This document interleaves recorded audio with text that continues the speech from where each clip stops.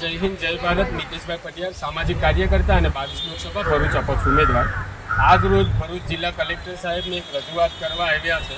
આજે તારીખ 26/8/2025ના રોજ વિષય ભરૂચ જિલ્લાના તમામ તાલુકાઓના રોડ રસ્તાની ખસ્તા હાલતના જે જવાબદાર અધિકારીઓ છે એ અધિકારીઓની ઉપર ઘટતું કરવા બાબત જિલ્લા કલેક્ટર સાહેબને રજૂઆત કરી છે કે ઉપરોક્ત વિષયના અનુસંધાનમાં આપશ્રી સાહેબને મારી સામાજિક કાર્યકર્તા તરીકે વિનંતી છે કે ભરૂચ જિલ્લામાં લગભગ 18 લાખથી વધુ લોકો વસવાટ કરે છે. જે લોકો કંઈક ને કંઈક જગ્યાએ નેતાઓ અને અધિકારીઓની મિલીભગતના કારણે એ મોત આ ખરાબ રસ્તાના કારણે પોતાનું જીવ ગુમાવી રહ્યા છે. આપણે સૌ જાણીએ છીએ કે ભરૂચ જિલ્લાની અંદર થોડા દિવસ પહેલાં જ મીડિયાની અંદર ચાલેલા અહેવાલ મુજબ 5000થી વધારે બાળકોએ પોતાનું શિક્ષણ બગડ્યું છે આ ટ્રાફિકની સમસ્યાના કારણે.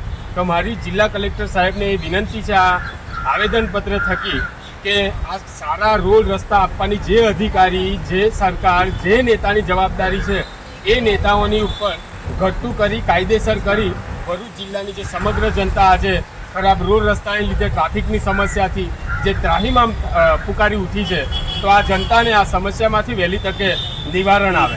આપણે થોડાક દિવસ પહેલાં જોયું કે ચીફ મિનિસ્ટર સાહેબ અંકલેશ્વર ખાતે આવ્યા હતા અને પ્રાઇમ મિનિસ્ટર સાહેબ અમદાવાદ ખાતે આવ્યા હતા.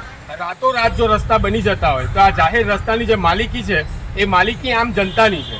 તો આમ જનતા જ્યારે અવારનવાર વિરોધ નોંધાવે છે, સત્તા પક્ષના ઝંડાઓ ખાલાની અંદર ઘાલીને વિરોધ નોંધાવે છે, ત્યારે તેવા જાગૃત નાગરિકોને પોલીસ દ્વારા ખોટી એફઆઈઆરો અને ફરિયાદો કરી તેઓનો અવાજ દબાવવાના પ્રયત્ન થઈ રહ્યા છે. તો ભરૂચ જિલ્લાનું પ્રશાસન કઈ દિશામાં જઈ રહ્યું છે એ ખૂબ ગંભીર બાબત છે.